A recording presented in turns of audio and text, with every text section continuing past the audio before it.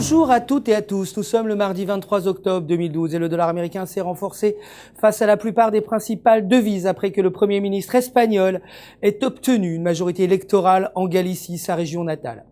Dans le même temps, Moody's a dégradé la note de crédit de 5 régions espagnoles. L'attention se porte désormais sur la réunion de la Réserve fédérale mercredi qui aura un impact sur les marchés des devises et le secteur financier dans son ensemble.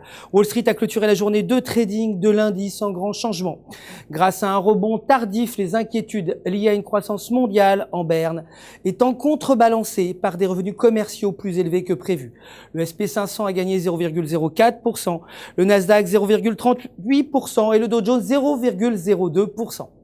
L'or a gagné 0,40%, clôturant à 1728 $ l'once. Et le pétrole brut a chuté à son niveau le plus faible en 2 semaines, clôturant à 89 $ le baril.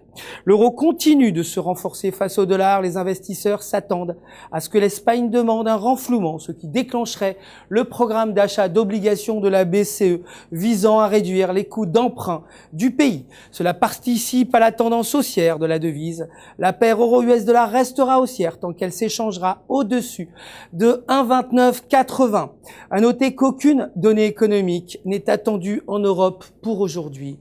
La livre s'est renforcée face au dollar pour la première fois en 3 jours, après qu'un rapport industriel ait montré un recul du nombre d'entreprises britanniques insolvables.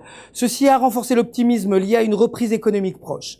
La paire livre US dollar est haussière, au-dessus de 1,5970 et la paire pourrait tester à nouveau sa résistance à 1,6070.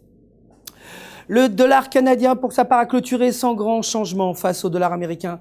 Et plus tôt dans la journée, le dollar canadien avait atteint son niveau le plus faible face au dollar américain en plus de 10 semaines, sur l'hypothèse que la Banque du Canada attachera moins d'importance à l'augmentation de ses taux d'intérêt durant sa réunion de demain.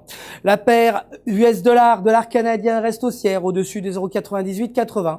Et aujourd'hui, le taux de la Banque du Canada devrait être publié. C'est la fin du Flash. Je vous remercie de votre fidélité. Je vous souhaite d'excellents échanges sur les marchés en compagnie du fxmarkets.com.